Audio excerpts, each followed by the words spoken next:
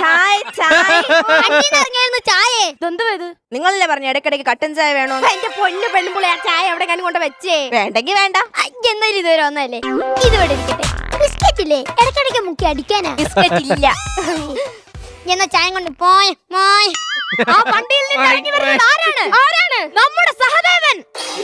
George കുട്ടിയെ തല്ലിയോനാ Sahadevan. Case കുത്തി പൊക്കിയോനാ സഹദേവൻ. അയ്യോ ജോർജ് കുട്ടിയെ തല്ലിയോനാ സഹദേവൻ. ഇളയ കുട്ടിയെ ടക്ക് ടക്ക് വലിയ കുട്ടിയെ ടക്ക് ടക്ക് ജോർജ് കുട്ടിയെ പെണ്ണും പുള്ളയെ തല്ലുന്നേ തല്ലിക്കൊല്ലുന്നേ. ആടിയടാ. അങ്ങനെ ക്രൂരനായ സഹദേവൻ തന്റെ വീട്ടിലേക്ക് എത്തിയെന്നറിഞ്ഞ ജോർജ് കുട്ടി തന്റെ കുടുംബത്തോട് പോയി പറഞ്ഞു, ആര് ചോദിച്ചാലും എന്ത് ചോദിച്ചാലും നമ്മൾ പറയേണ്ടതൊന്നാണ്, നമ്മൾ പറയേണ്ടതൊന്നാണ്. തിരിച്ചു ചോദിച്ചാലും മറിച്ച് ചോദിച്ചാലും നമ്മൾ പറയേണ്ടതൊന്നാണ്, നമ്മൾ പറയേണ്ടതൊന്നാണ്.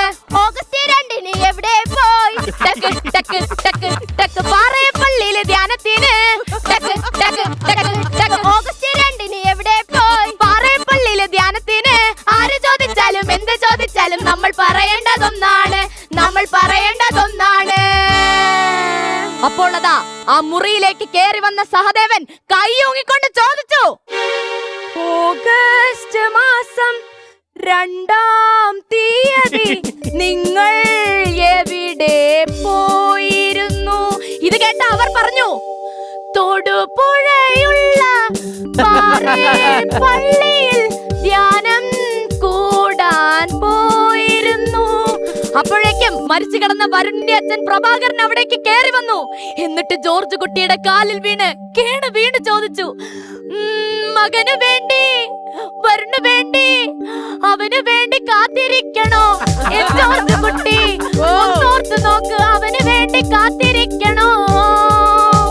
ഇതെല്ലാം കേട്ടിട്ടും ജോർജ് കുട്ടി മറുപടി ഒന്നും കൊടുത്തില്ല.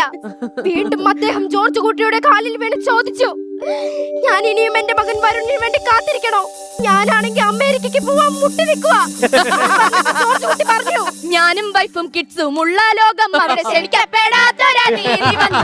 ഞാനും വൈഫും കിഡ്സും ഉള്ള ലോകം അവിടെ ക്ഷണിക്കപ്പെടാത്തൊരാ തീയതി വന്നു. പലവട്ടം ചൊല്ലി അവനാണേലോ ചെവിക്കൊണ്ടതില്ല. വീണ്ടും ഞാൻ പലവട്ടം ചൊല്ലി വീണ്ടും അവൻ ചെവിക്കൊണ്ടതില്ല.